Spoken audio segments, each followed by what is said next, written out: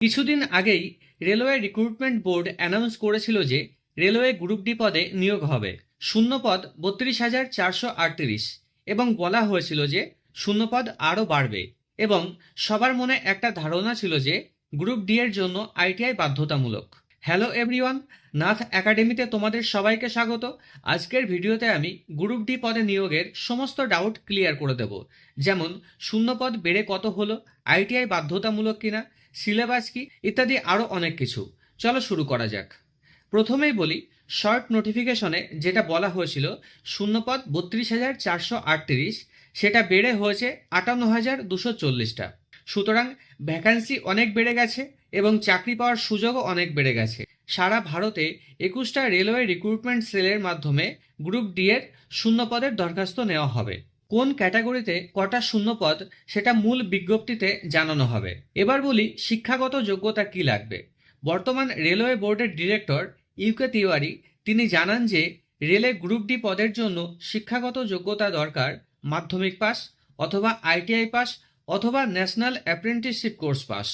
অর্থাৎ বুঝতেই পারছো যে আইটিআই পাস বাধ্যতামূলক নয়।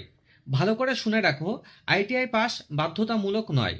শুধুমাত্র মাধ্যমিক পাস হলেই দরখাস্ত করতে পারবে এবং ক্লাস 8 পাসরাও আইটিআই পাস করে থাকলে দরখাস্ত করতে পারবে। সেক্ষেত্রে মাধ্যমিক পাস না হলেও হবে। সুতরাং আইটিআই নিয়ে যে ডাউট ছিল সেটা ক্লিয়ার হলো। পরীক্ষা হবে অনলাইনে। পরীক্ষায় 100টা অবজেক্টিভ মাল্টিপল চয়েস কোশ্চেন থাকবে। তার মধ্যে general science 25 number, mathematics 25 number, general intelligence এবং রিজনিং 30 নাম্বার, জেনারেল অ্যাওয়ারনেস এবং কারেন্ট অ্যাফেয়ার্স 20 নাম্বার। সময় থাকবে 1.5 ঘন্টা। দরখাস্ত নেওয়া শুরু হবে 23শে জানুয়ারি থেকে এবং 22শে ফেব্রুয়ারি পর্যন্ত দরখাস্ত নেওয়া হবে। এছাড়াও দরখাস্ত করার জন্য বয়স সীমা কত, পরীক্ষার ফিস কত, চাকরি পাওয়ার পর স্যালারি কত ইত্যাদি আরও অনেক কিছু আগের ভিডিওতে বলেছি, তোমরা চাইলে দেখে নিতে পারো। ভিডিও লিংক ডেসক্রিপশনে দেওয়া আছে। এবার বলি দরখাস্ত করার জন্য কি কি প্রয়োজন। যে রিক্রুটমেন্ট সেলে দরখাস্ত করতে চাও সেই রিক্রুটমেন্ট সেলের ওয়েবসাইটে দরখাস্ত করতে হবে।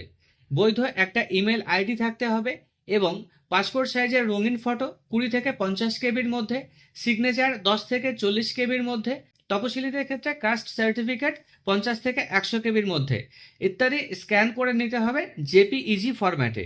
তারপর সংশ্লিষ্ট রিক্রুটমেন্ট সেলের ওয়েবসাইটে গিয়ে যাবতীয় তথ্য দিয়ে নাম রেজিস্ট্রেশন করতে হবে এবং ফটো, সিগনেচার, কাস্ট সার্টিফিকেট ইত্যাদি আপলোড করতে হবে।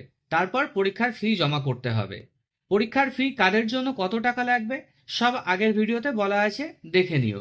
পরীক্ষার ফি অনলাইনে এবং অফলাইনে দুভাবে জমা করা যাবে।